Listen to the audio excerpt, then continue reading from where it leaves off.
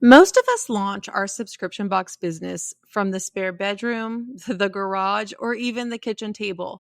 But when do you make the decision to move out of the house and into your own commercial space?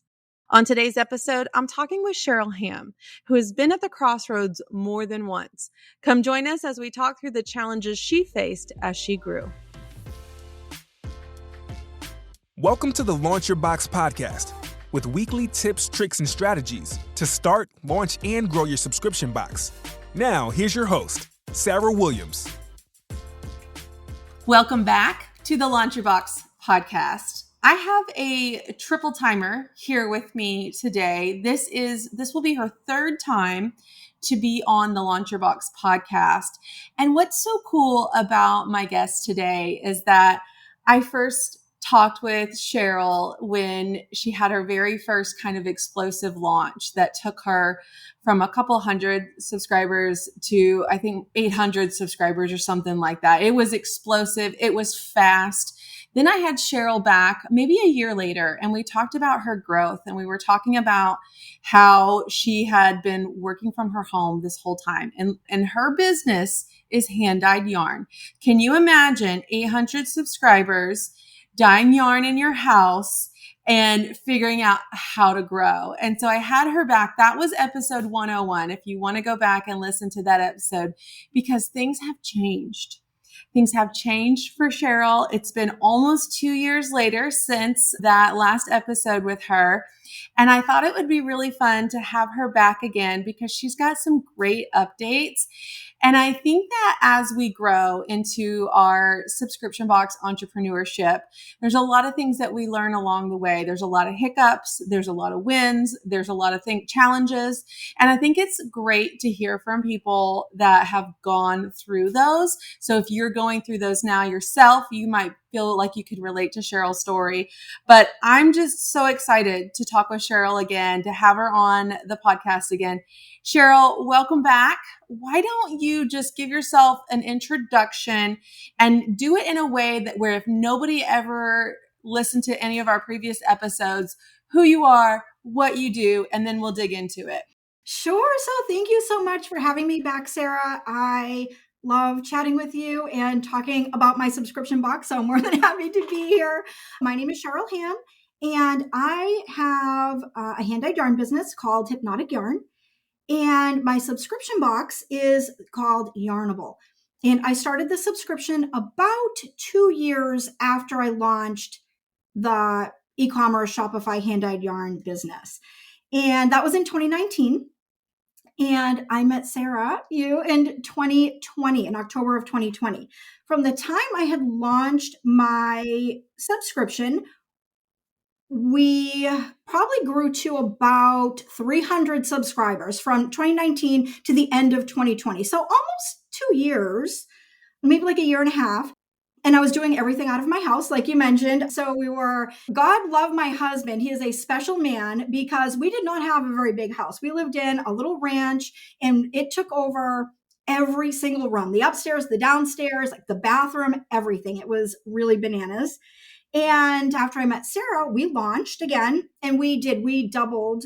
I think we had 350 subscribers at the time. And then we doubled to 700 within that, first few hours. It was a couple days, right? You were ready to shut down the whole launch because you were freaking out. Yeah, it was like the first few hours I had more subscribers join than I had ever at one time. And I thought, oh my God, I have to back off. This is too crazy. And you were like, no. You said to me, and I think I say this every time I'm on your podcast, is you said, this isn't happening to you. This is happening for you. And you can figure this out. Like whatever you're worried about, you'll figure it out. And I did. Cheryl, can we pause right there? Because I want people to understand what just happened here. Because sometimes the road of entrepreneurship is a sloth, right? It is slow. It is hard. You're wondering if you're getting anywhere. And if you look at your first 2 years of being an entrepreneur and really it taking 3 years for you to grow to 300 subscribers, that was probably a pretty steady pace and it was coming in.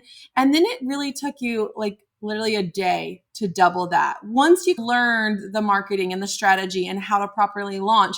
And so I want everyone listening to really understand that when we do things in the beginning, it's a hard thing. Like, it is not an easy thing. It's not a get rich quick. This is not I'm going to launch it and I'm going to be a millionaire. That's not what we're doing around here.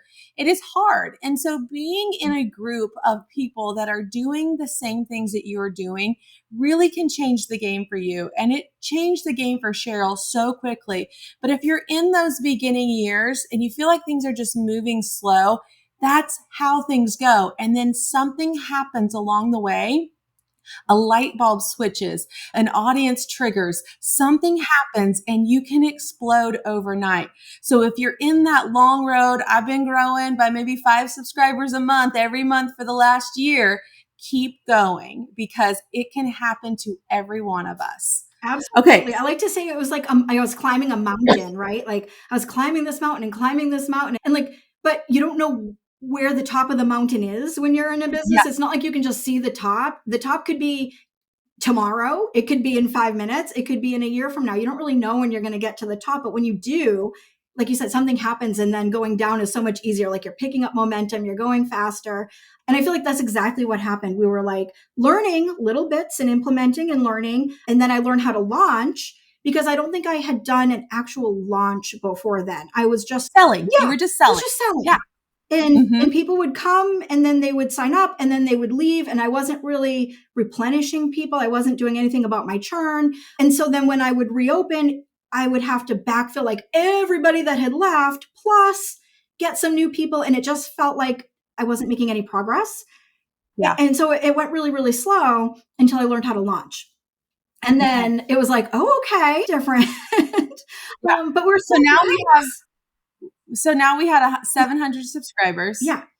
You're looking around, and I know you were growing. You grew to 1,000 very quickly after that as well. Yeah. And you're like, I can't do this in my kitchen sink anymore. Well, right? And I had a full-time job.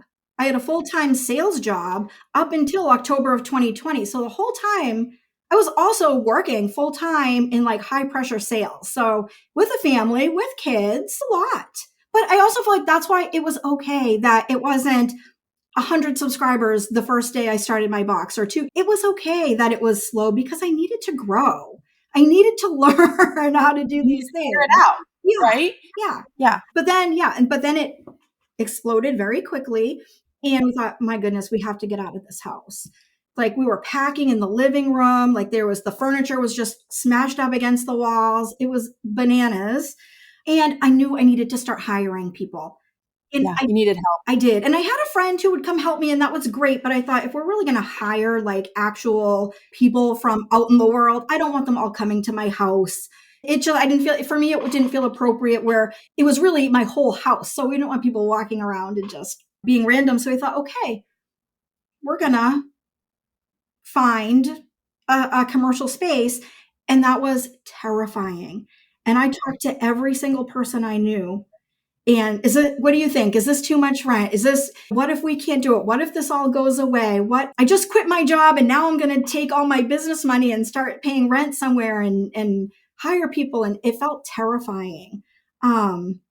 Which is funny, because now I think back to how much I paid in rent for that first commercial space, and it was so little. Tiny. It was such a teeny tiny amount. And I thought, oh my God, that terrified me then. And I think, like, what are my decisions that I'm making now that terrify me? What are those going to look like in 5 years from now when I look back on them? Yeah. So you outgrew that first little space, didn't you? We did. How quickly did you outgrow it? Probably outgrew it within the first 2 years. We tried to find another space before our lease renewed, and we couldn't find anything around here at the time. So we renewed our lease, but the problem was the space was so small that even if I wanted to grow bigger, we just didn't have any room. You didn't have the capacity in there. No, we could hire people, but where could they go? There was nowhere to put them. This is one tip that I want you to hear from this podcast is when you are looking for a warehouse space, commercial space, workspace, I want you to always get bigger than you think you need. because once you have room to move and spread out, you're going to grow quicker and you're going to need more space, and you're going to need space for things you'd never thought of before. When I purchased this building that we're in right now in my warehouse, it was so big and it was so empty and it was like echoing across the warehouse. And now every inch of it is full of things that we need to make us more productive and grow. Machinery, boxes, all the things that we've got going on. It just makes us more efficient because we have more space. So I want you to think about that as you're planning to get a commercial space. Okay, so we're 2 years in, we're outgrowing. Tell me what's going on. Yeah, so we had several launches while we were in the new commercial space, and we grew very quickly. I think we got up to 1,600 subscribers at that point. And it was like we were launching every, I think, 3 months, and we were bringing in like 400 new people every time. And we were at that point backfilling monthly. So this wasn't, we had lost 300 and we brought in four. We were like really growing. And so we grew from that 350 to about 1,600 in like a year, or about a year, about 12 months, which is why we filled up that new space so fast. And then we decided we've got to go. And so we started looking. We signed a lease in the spring of this year on the new space that we're in now. And it is 8,000 square feet. Whew. It is bigger than we need, but not as big as I would have thought 8,000 square feet is. Like we managed. Yeah. We were crammed so compactly into that old space that we really filled up a lot of this new space. We have 2 warehouses, like 2 loading docks. We have offices. We have all the space to spread out and have everybody has a place and everything has a place, and it's amazing. But we really only finished our move like last weekend. Okay. So it took us quite a while to actually like transition the whole thing. We did a full upfit. We did like full plumbing. We took walls down. We built a lift system to get to the upstairs. Like we did a lot of work. But the good news is we weren't super rushed because we had this other space. But I was terrified to rent this space because it is quite a lot more than our current lease. And we had to carry our old lease for a while as well. So once again, I was absolutely terrified. And one thing I was talking to a friend, and I feel like I learned in this process, is that scary doesn't always mean bad, right? Like I feel like our prehistoric brains think if we're afraid of something, it's protecting us from like danger. But what I've learned as a business owner is like, I'm afraid of a lot of things. There's many decisions that scare me, but all it means is that it's scary. It doesn't mean that it's bad or that it's the wrong choice. And I always say, Cheryl, if it doesn't scare you, you're not dreaming big enough. Yes. And so if things just feel easy, you're playing too small. If it doesn't scare you, you're not dreaming big enough. So I love the fact that this scared you, because that meant it's a big deal. It's a big dream. It's a lot of logistics, right? Yeah. Like you've got more overhead. You've got more inventory. You probably have more employees. Like there's a lot going on here. And when we're small and we only have to depend on ourselves and we only have to pay our own mortgage and not other people's mortgage that work for us, things don't have to be as big and bold and scary. But now we're responsible for other people's livelihoods, along with some more bigger expenses on our part. And that does feel scary. It does. And I think every time you change something, or at least for me, I have to learn like a whole new process on how to do anything. So like the way we did things in my house was different than the way we did them at our smaller space. In our smaller space, we didn't have a loading dock. We just had a door. We had to break pallets down outside, like in the winter, in the snow. Just the whole team came out and we like huffed it all, and it was terrible. But we did it for years. And now our local post office can't handle the number of deliveries because we're in a new town. Okay, let's talk about this, because you mentioned to me in our pre-interview stuff that you had to work with the post office differently. Yes. And so talk to me about what's been different as you've had the growth, because there are a lot of people in our community that have challenges with their local post office. And it doesn't seem like, to me, it doesn't seem like there should be, like they should want your business, right? They're getting guaranteed reoccurring revenue from you, just like we are from our customers. Why wouldn't they want our business? And why wouldn't they work hard to take care of their customers, us, but we don't find that that's actually true in a lot of areas. So you moved to a different town. So this Yes. space is in a different town, right? Yes. Okay. So talk to me about what happened with the post office. So the post office was picking up from us. They were coming and doing a pickup just for us. And they had these big vans and they would come with an empty van and take all our packages. And that was great. This new town, it's small and they don't have these vans. All they have is the little local post truck. And they had the first pickup we did here, I called them before and I let them know, hey, we're here, we're this business. This is what it looks like when you come do our pickups. Are you going to be okay? Do you need anything from us? I always try to reach out and make sure I don't want to surprise anybody with all these packages. And they said, no, it's fine. It's fine. They tried to do our pickup and I think it took them like 4 hours of somebody loading up that little mail truck and driving back to the post office and coming back. And they were like, this isn't going to work for us. And I'm like, yeah, it's not going to work for us either. And then they wanted us to schedule daily deliveries or pickups rather. And I'm like, we really want everything to go out at the same time because our packages are mysteries and we don't want everybody just getting it at random times of the month. Something very interesting happened. And this all stemmed from a meeting that I had at Sub Summit couple of years ago with the post office. They were there, they had a booth, and I talked to them and they said, oh, did you know we have reps? We have local reps. And I said, no. And they said, we'll have your local rep reach out to you. And I said, oh, okay, great. And they did. And I never followed up, just never followed up. This whole debacle was happening. And I sent an email out to this guy who I had never met. And I said, hey, this is our situation. He said, oh, let me come right down. And he did. And let me just tell you, if you have a certain amount of packages that you ship out every month, not everybody qualifies for a local rep, but if you do, it is the best thing you could ever have with the post office because you get a different level of service.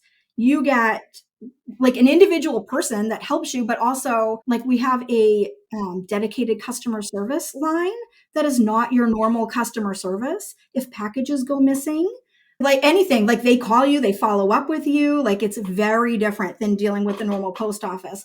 And they do not advertise that this is an option. So I asked my rep, hey, like, how do people get like you in their area? And he said, you have to call the 800 number and tell them you want to meet with your local rep. And then they'll decide if you qualify. So I would just throw that out there that it's definitely worth doing. Yeah. So they ended up setting up a different pickup. It's a third-party contractor that picks up from us now that the post office pays for. And they bring us all of the equipment that we need. We have like a special ordering system for these pallets and they call them Gaylords. They're these like huge boxes. And they come, they deliver them. We set them up. We put all our packages in. Then somebody comes on like a big freight truck on a scheduled day every month. I don't have to schedule it constantly with them. And they just come and take them all away. And then they do it again next month. And it's so much easier. That's amazing. I love that. Yeah. I don't even have that. I've been shipping most of mine FedEx, but we've been shipping a lot post office lately because the FedEx rates have hiked really high. So I'm definitely going to have to look into that for us too, unless we go back to FedEx or UPS. Yeah. So that's amazing. Tip from Cheryl, reach out to the 1-800 number on the post office and ask if you can talk to a local rep and see if you qualify for having a local rep. That's something really good. That's very valuable. Yeah. If I need to do anything, he just comes right down to my office and sits with me at the computer and will walk me through how to do things. Like, and how does he live in that town that you live in? No, he lives in the state over. Like, so I'm in New Hampshire. He's in Massachusetts. So I think it's like a regional. Okay. A girl from Texas. We don't just have people come over from the next state over because Texas is real. So how far is this person from you? Like, give me He's probably like 45 minutes. Okay. Yeah. 45 minutes is not even the next town over in Texas. Okay. Let alone another state. I love it. I mean, it takes me 9 hours to get to South Texas. Let's just be honest. So you have to put this in quantitative analysis for my Texas brain here. So that's really cool that he is willing to just jump in the car and come handle things. Yeah. Yeah. Okay. So we're in the bigger space. We've got shipping figured out. It's clockwork. It's easy. It's no longer a hard thing that gives you heartburn every single month. Talk to me about what else is been a change in your business? Yes. So we've had a lot of changes with employees and hiring. And that has been, it's been interesting. I've learned a lot. It's been a little rough, but we were a team of, let's see, 1, 2, 3, 4, I think 6. We were like a team of 6, I think 6 or 7. And we had 2 people leave in the spring back to back. They gave their 2-week notice back to back that we weren't expecting. And then another person left just this, like, I don't know, a month ago to go to college, like across country. So everybody left for good reasons, nothing bad with that. But what I realized is we were really running very like lean and mean, right? Like we didn't have people that were just sitting around. Like we were still at max capacity with the people that we had. And so when they left, it really hurt. It hurt very badly. And we had a hard time hiring. And part of that was because I hadn't figured some things out yet about how to get the word out and how to, because my audience is worldwide. We're not a local like store. So I had to figure that out. And also it was bad timing because I think we work part-time hours, like mother's hours, basically. And our employees generally come to us when they have kiddos that have just reached school age and now all of their kids are out of the house, and 9 to 2:30, 4 days a week is like a perfect schedule for them. And we were hiring in the spring going into summer, and nobody, I think, was going to give up their last summer with their kids. Right. And so we couldn't get anybody for these couple of months, and it really hurt. But like we had no interest when we put the word out in the spring. However, we did just do it all again about a month ago. And we had, I want to say like 20 applicants. So it was like such a huge change.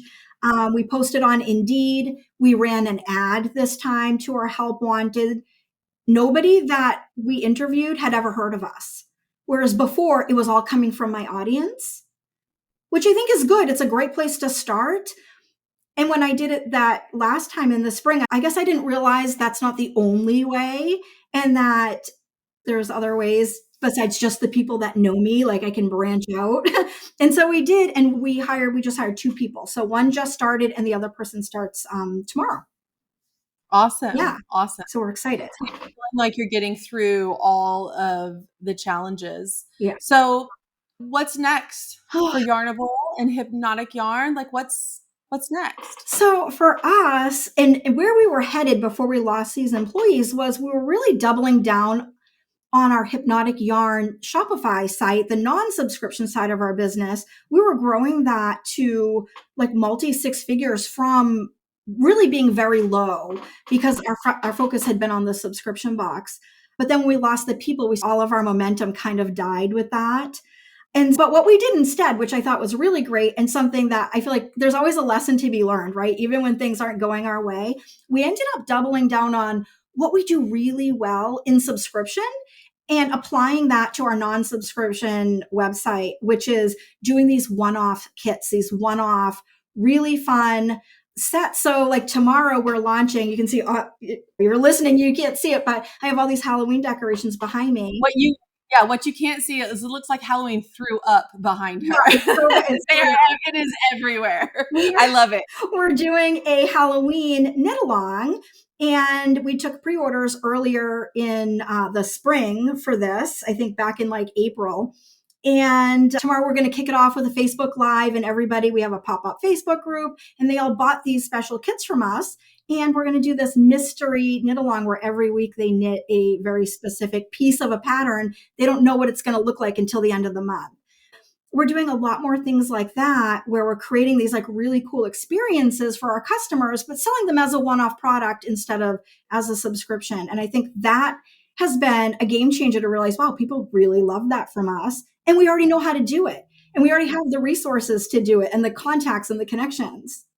And you can do it on the off weeks that you're not fulfilling the subscription. So I love that too, because like for us, we're really busy the first 2 weeks of the month. And then we're like hanging out and we're fulfilling daily orders, but really not enough for everyone to just stay busy until we start prepping the next subscription. So we have this weekend in the middle of our month that it's low key, but that's where we could really put something to maximize a lot of things. We can maximize our sales, which also helps with cash flow, which also helps with overhead, which also helps with payroll, right? So if you have it's like, I don't know if you watch Bar Rescue, but he talks about when he goes into these bars that are just failing, they have to maximize their open hours, right? You're going to have to pay that rent to that warehouse or that facility, no matter how many hours you're opening. So if you can maximize what's coming in, your fixed cost is there. It's not going to change. So all we have to do is change the amount of revenue that's coming in to help us cover all those fixed costs.